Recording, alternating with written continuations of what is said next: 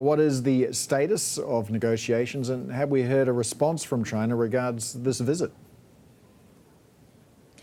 Well, Paul, we are getting more positive rhetoric when it comes to the trade deal from Peter Navarro. And given that he is a China hawk, what the signals is that Trump, at the very least, isn't getting more pressure to negotiate more favorable terms for the United States side.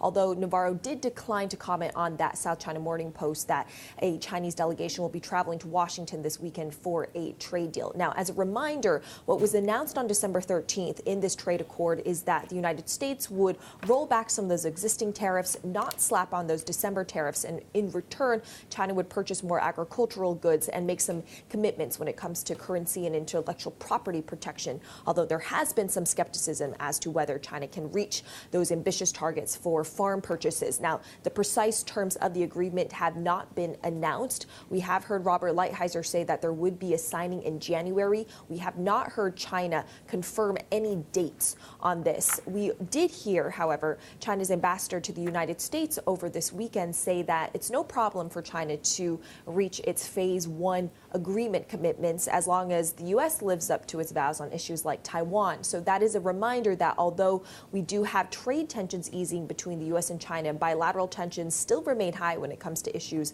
around Taiwan, Hong Kong, and Xinjiang. How much of all of this could feature in President Xi Jinping's New Year address? Of course, we are expecting that, not to mention China's economic numbers with PMI data.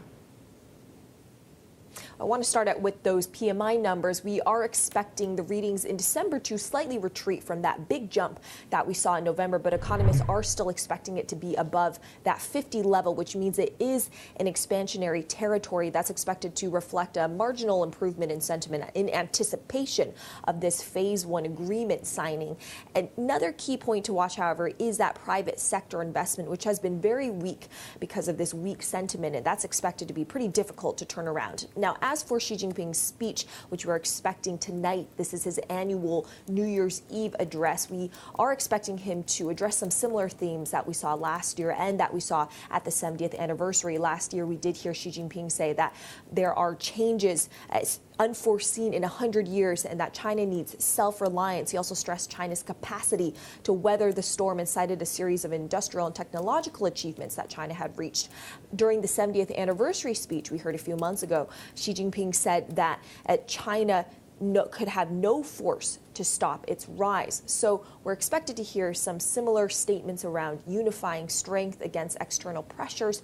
However, China at this point is facing less pressure than they did several months ago, since these U.S.-China trade tensions have been easing and there are signs of China's economy stabilizing. And we'll also be expecting Xi to make some comments around the achievements of the past year as well.